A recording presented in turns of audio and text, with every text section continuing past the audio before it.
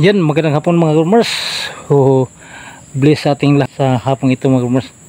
Dito tayo sa ating bukid. Ngayon mga groomers, ipakita ko lang sa inyo yung lalagyan ko ng kamalik mga groomers dito dahil maraming abaka dito banda.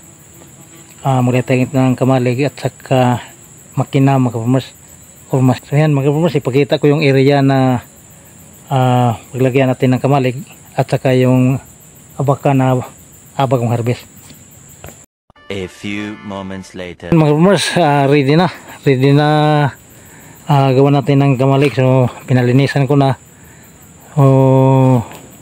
Kasi bihira ang init ito ngayon mga groomers, panay bagyo. So nangyari, mayroon na tayong mga poste mga groomers na pinapakuha. Ready na mga groomers, tayo siguro mga pizza 8. Ipatayo ko ito mga groomers. Yan, ito yung area. So maganda itong area na ito mga groomers, kasi kitang kita pag malinis ito banda dyan mga groomers. Pag malinis yan banda, makikita natin yung bayan mga groomers. So hindi lang gaano maklaro yung sa baba pag malinis itong mga kahoy-kahoy dyan banda. So kitang kita yung bayan na saka dagat mga groomers. Tawagin ay overlooking tayo mga groomers, no? So napagplanuhan ko ito mga groomers na lagyan ng makina dito, kamalig at makina, kasi mayroong mga abaka dito banda. Bukod lang doon sa ating sariling abaka, doon sa medyo malayo-layo pa doon banda sa taas pa. So yan mga groomers, puntahan natin yung abaka na pinakarbisan. Yan so harvest lang mga groomers. Wala na yung tao, umuwi na sila mga groomers, tayo na lang naiwan dito. So pakita ko yung area mga groomers, yung hindi pa harvestan. Nakita nyo marami pang puno-puno ng ating mga baka, so hindi pa yan harvestan. So dito banda sa unahan, tingnan natin kung anong nangyari sa pag-harvest nila, kung makita natin mga groomers kung ilang buwan bago naman natin maharbisan. So yan, dito banda sa unahan, kasi hindi pa tapos ito banda dito na dito nag pa.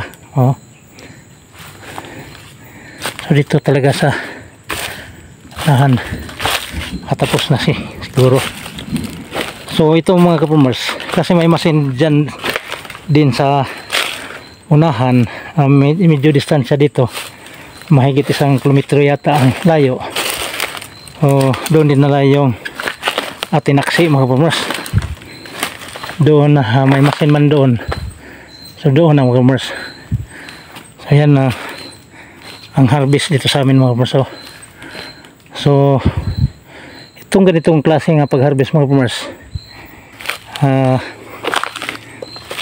ano siya, 6 months to 1 year din. Pwede sa 6 months meron na tayong makuha hanggang 1 year. So ibig sabihin mga groomers, medyo pinahapdian ang bawat puno sa pagputol mga groomers. Bukod lang doon sa mga bunga, kinuha din yung matanda ang kasunod sa nagbunga mga groomers. Di ba? So marami pa mga groomers, marami na sila ang fiber nakuha. Yan.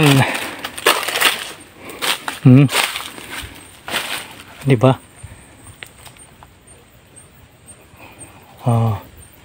So malapit na sila matapos mga groomers. May ilang araw na lang tapos nila.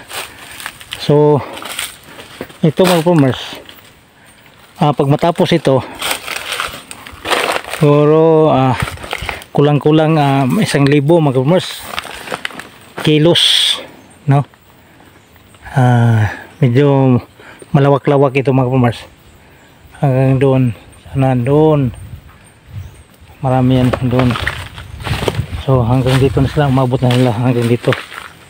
So panoorin nyo mga kapamers yung nabawasan na, no, at saka yung hindi pa naputulan.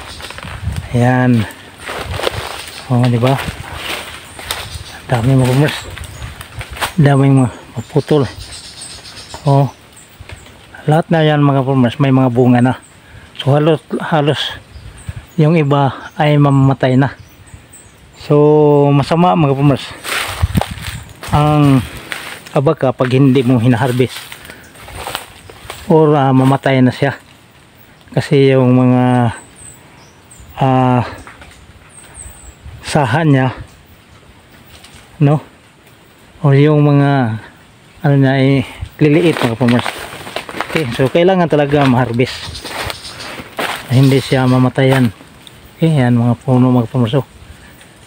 Okay, sana mga kapamers nagustuhan nyo yung pag-abaka, o kung hindi man kayo nakaranas ng pag-abaka mga kapamers, o kahit hindi kayo nakakaranas ng pag-abaka, basta ang pag-usapan, farming ka man ng nyug, farming ka man ng abaka, kung ano palay, kung ano dyan, mga gulay, prutas. So pakibigay naman ng like mga kapamers, huwag nyong kalimutan na mag-like, no, lalo na sa ating mga kasamahang mga creator, dapat mag-like kayo. Kasi pag wala na, hindi ko yan malimutan. Gusto lang natin na makatulong sa bawat mga creator, no.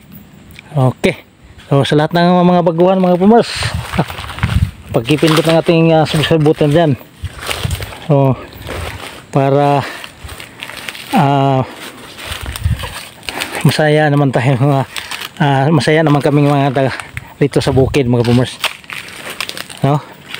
Kung gusto naman nyo na lagi magkikita ang ating mga video mga kapamers, so sa dagat man o sa bukid, so mag-notify mga kapamers para lagi nyong magkikita ang ating mga video. Okay, so maraming salamat, bye bye.